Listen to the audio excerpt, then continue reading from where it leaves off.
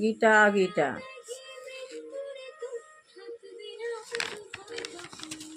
শ্লোক: শ্রীকৃষ্ণ চৈতন্য মহাপ্রভু নিত্যানন্দ, শ্রী অদ্বৈত গদাধর শ্রীবাসাদি গৌর ভক্তবৃন্দ।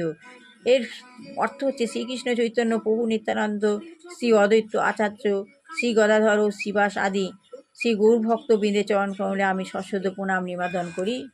শ্রী শ্রী দুর্গাপ্রসন্ন পরমহংসদেবের চরণগুলি আমি প্রণাম নিবেদন করি। অদ্বৈত বেদান্ত সন্ন্যাসীদের মধ্যে শ্রীমৎ স্বামী তোতাপুরী, যার কথা মূলত বলতে চাইছি, এই তোতাপুরী বাবা বা দিগম্বর বাবা হলেন অন্যতম। জানা যায় গীতা গীতা। তিনিও প্রায় 300 বছর কাল স্থূল দেহে বর্তমান ছিলেন। শ্বেত পদ্মাসনা দেবী, শ্বেত পুষ্প সবিতা, শ্বেতাধরা গন্ধন লেপনা, শ্বেতা কুসুত্র হস্তা, শ্বেত চন্দন চর্চিতা, শ্বেত বীণা ধরা লঙ্কার ভূষিতা, বন্দিতা সিদ্ধ গন্ধভূষিতা, উদিতা মুনি ভীশ্বর বিদিশি বিস্তুতে সদা স্তুতে নানেন তাং দেবীন সরস্বতী যে সরন্তি সন্ধ্যা সর্বাং বিদ্যাং লবন্তিতে। কখনো আত্মকথা প্রকাশ করতেন না। কেউ কৌতূহলী হয়ে তার জীবন বিষয়ে যদি কোনো প্রশ্ন করত, পুরুষোত্তম যোগ গীতার ৫ম অধ্যায়। ঊর্ধ্বদেশে মূল যার অধশাখা হয়, সংশয় অসত্য সে জানিবে নিশ্চয়।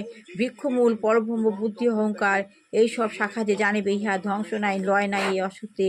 পত্রগুলি রচিত সে বেদ মন্ত্রের, অসত্যের এই রূপ যিনি জানে সমুদায়। প্রকৃত জ্ঞানী সে জানিবে নিশ্চয়। বৃক্ষ শাখা অর্ধ হতে বাড়িবে যতই, সত্যরজ তমগুণ বাড়িবে ততই। রূপ রস আদি যত ইন্দ্রিয় নিশ্চয়, পল্লবিত তরু যেন স্বভাবময়। তাহলে আমাদের ভগবান বলছেন শ্রীকৃষ্ণ ভগবান বলছেন অর্জুনকে, ঊর্ধ্বদেশে মূল যা, আমাদের উপর দিকে মূল আছে। আমাদের গাছ, আমাদের এই পৃথিবীতে গাছ হচ্ছে মূল নিচের দিকে, আর গাছ বৃক্ষ শাখা উপর দিকে।